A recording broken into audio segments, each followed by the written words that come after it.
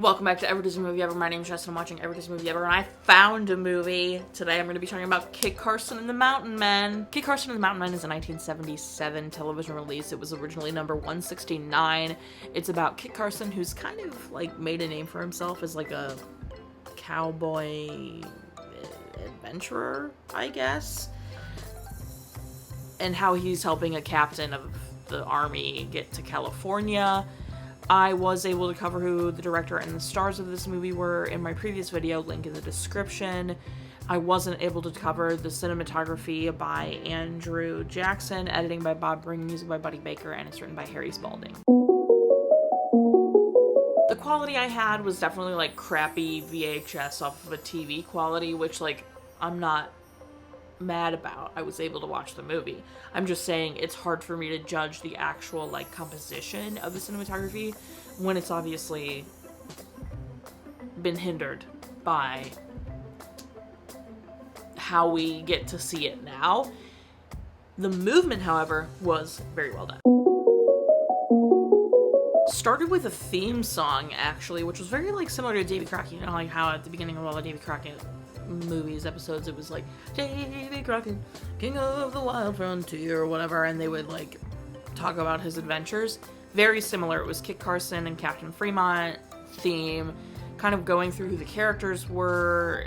Is a classic kind of theme song, which I thought was interesting because this is a film, but I digress. I also think the rest of the music was kind of exactly what you'd expect, right in line with all the television releases that were like this, and the music with them. Apparently this is based on somewhat real adventures, which I thought was really interesting. I wasn't expecting that. I didn't know that at all. I'd never heard of Kit Carson or Captain Fremont, so that was interesting. It's obviously fictionalized in this sense, but it is based on like an amalgamation of all of it. This film is really simple. It's a simple plot. Basically, Kit Carson and his band of buddies come to a trading post to get revenge on a guy that left one of their friends for dead after being mauled by a bear and stealing like his furs and donkey. And when they're there, they meet Captain Fremont, who's trying to like recruit the best shooters and good scouts, and originally had recruited the evil guy, Brett Haskell. And when he sees how cool Kit Carson is, and he's heard of Kit Carson, and his little brother-in-law is like obsessed with Kit Carson because there's a book, I guess, about Kit Carson, decides to fire Brett and hire Kit Carson and his people to be their like his scout and take him along to California. And so then it's just like them going along to California while dealing with now Brett Haskell's trying to like get revenge. They're trying to murder Captain Fremont. They're trying to murder Kit Carson. And it just kind of progresses, the movie. And, you know, that was like kind of how it was back when we have these movies. It was a little bit more simple of a plot. It's not an animal movie, which was exciting, even though some dude got mauled by a bear right at the beginning. That was insane, by the way. That dude getting mauled by a bear. Absolutely terrifying. I don't know how they faked that, if they even faked it. Ike Eisenmann is in this as Randy, and his character was fun. I feel like they always have to have a kid because that's the whole thing about Disney, right? It can't be all adults. There needs to be a kid to make it more kid-friendly, and that was fun. I liked Randy. I thought Randy was a good character. The story itself, like, I don't really... It was definitely not, like, a hidden gem, but it definitely, like, could have been way worse. I was entertained. I followed the plot. There was a little area where I started to get kind of sleepy just because I feel like these are so, like, simple and plain that they always make me kind of like, ooh, I could take a nap. But it was fun. I think Brett was a really great, like, someone you wanted to root against because he was, like, racist and framing Native Americans for crimes, and, like, it was really bad. So it really gave you someone to really despise and loathe, which is nice because we don't really get that anymore, which is crazy.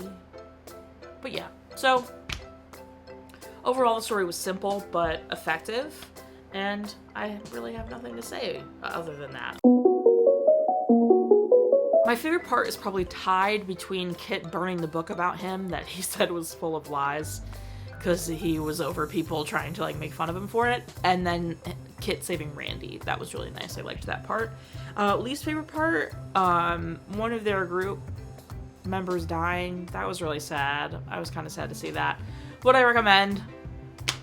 I mean, again, if you've seen like 2 of these movies in this area, you've seen them all, so I don't think I would recommend it unless you're trying to get through all of these like I am. So by all means, or you're really into like cowboys and Native Americans and like any kind of storyline about them, then go for it. Okay. Watch again. No, I won't be watching this again. That's everything I have for this. That's everything I have for Kit Carson and the Mountain Men. I can't believe I found it. How exciting. Final rating is going to be 5, I don't know, Kit Carson books, maybe, out of 10. Our total movie count is. No one says anything about parents, so our parents' total cry count remained the same, which is very exciting.